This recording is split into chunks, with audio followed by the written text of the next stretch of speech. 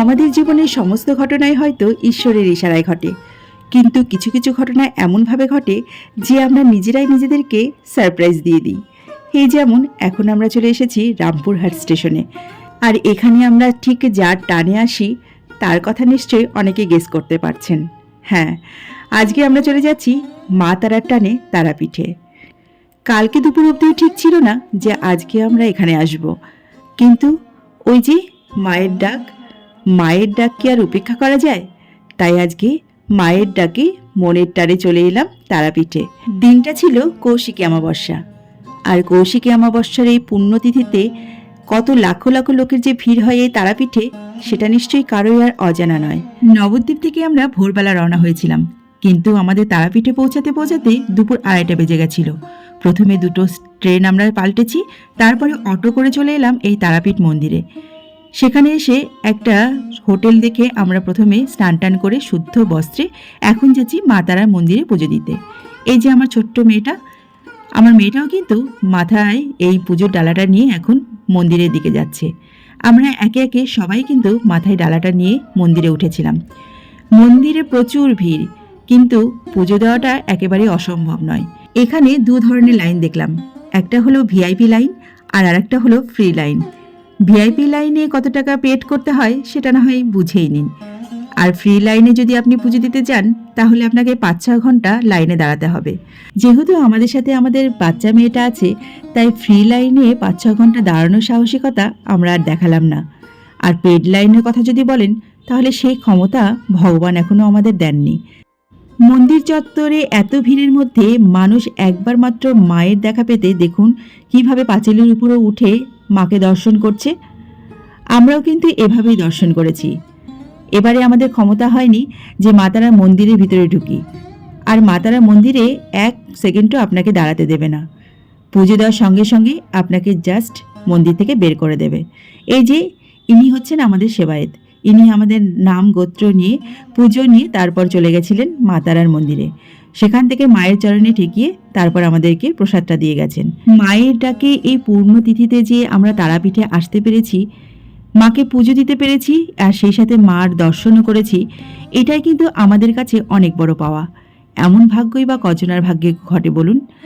এবারে আমরা মন্দির চত্বর থেকে তার আশেপাশের মন্দিরগুলোতে একটু ঘুরে দেখছি। এই যে বামদেবের মন্দির, এখানেও কিন্তু আমরা পুজো দিয়েছি। এটা হলো আমাদের হোটেল রুম। হোটেল রুমটা আমরা নিয়েছিলাম শুধুমাত্র একটু স্নান করব আর সেই সাথে একটু বিশ্রাম নেব। আমার বড়মশাই এখন ব্যাগ থেকে কী সব বের করছে আমার ঠিক মনে নেই। আর এখানে দেখুন হোটেলের টেবিলে রয়েছে আমাদের পুজোগুলোকে প্যাক করা। আমরা 5 জনে গেছিলাম, আমরা 3 জন আর আমার 2 পাড়াতুতো দেওর। এই যে আমার মেয়ে এখানে খুনসুটি করছে। আমাদের পুজো দিতে দিতে প্রায় 5টা বেজে গেছিল, আর 6:30টার সময় আমরা একটু তারাপীঠ মন্দিরের আশেপাশে ঘুরতে বেরিয়েছিলাম। উদ্দেশ্য ছিল কোনো হোটেলে বসে কিছু খাবো, কিন্তু বাইরে বেরিয়ে দেখলাম এখানে এত বেশি ভান্ডারা চলছে, সেখানে খিচুড়ি, লুচি, পায়েস, পোলাও সমস্ত কিছু বিতরণ করা হচ্ছে ভক্তদের মাঝে। তাই হোটেলে খাওয়ার আর কোনো প্রয়োজনই হয়নি। আমরা কিন্তু ওই ভান্ডারা থেকে খেয়েই আমাদের পেটটা একদম ভরিয়ে ফেলেছিলাম। এই দেখুন আমরা এখন তারাপীঠ শহরটাকে একটু হেঁটে হেঁটে দেখে নিচ্ছি। রাত্রি 9টার সময় আবারও চলে আসি মন্দিরে। উদ্দেশ্য ছিল মায়ের মন্দির চত্বরে একটু ঘিয়ের প্রদীপ জ্বালাবো, যদি এই প্রদীপের আলোতে আমাদের জীবনটাও একটু আলোকিত হয়। এখানে এসে দেখি আমাদের মতো অনেকেই ঘিয়ের প্রদীপ জ্বালাচ্ছে। আমরাও তাই একটি নির্দিষ্ট স্থানে ঘিয়ের প্রদীপ জ্বালিয়ে মাকে একটু বরণ করে গেলাম। মা গো, তুমি আবার সুযোগ দিও যেন তোমার মন্দিরে বারবার আসতে পারি। এটা হলো ভোর 5টার সিনারি। ভোর 5টার সময় আমরা আবারও মন্দিরে গেছিলাম, যেহেতু একটু পরেই আমরা বাড়ির উদ্দেশ্যে রওনা হব। মন্দির চত্বরে দেখেছেন এখনো কত ভিড়।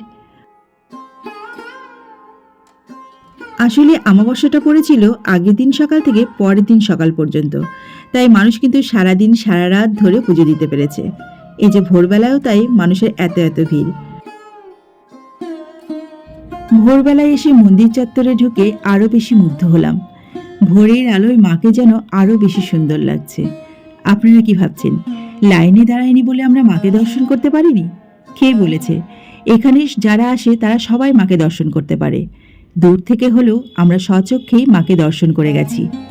দেখতেই পাচ্ছেন মন্দির চত্বরে এই ভোরবেলাতেও কত ভিড়। এই ভিড় ঠেলে ঠেলেই কিন্তু মাকে সবাই দর্শন করছে। এবারে আমাদের বাড়ি যাওয়ার পালা। হঠাৎ করে মায়ের টানে চলে এসেছিলাম তারাপীঠে। এভাবে যে মাকে দর্শন করতে পারবো কোনোদিনও ভাবিনি। আমার নিজের কাছে কেমন যেন একটা সারপ্রাইজ মনে হচ্ছিল। কালকে অবধি যখন আমি মন্দির চত্বরে পৌঁছালাম তখন অবধি বিশ্বাসই হচ্ছিল না যে আমি তারাপীঠে এসেছি। শুনেছি মায়ের ডাক না পেলে নাকি মায়ের মন্দিরে পৌঁছানো যায় না। মা তো আমাদেরকে ডেকেছেন, তাও আবার কৌশিক অমাবস্যার এই পুণ্যতিথিতে। আজকের এই ভিডিওটা একটু স্মৃতি করে রেখে দিলাম, যাতে বুড়ো বয়সে বসে বসে দেখতে পারি যে আমিও একদিন গেছিলাম তারাপীঠে কৌশিক অমাবস্যায় পুজো দিতে।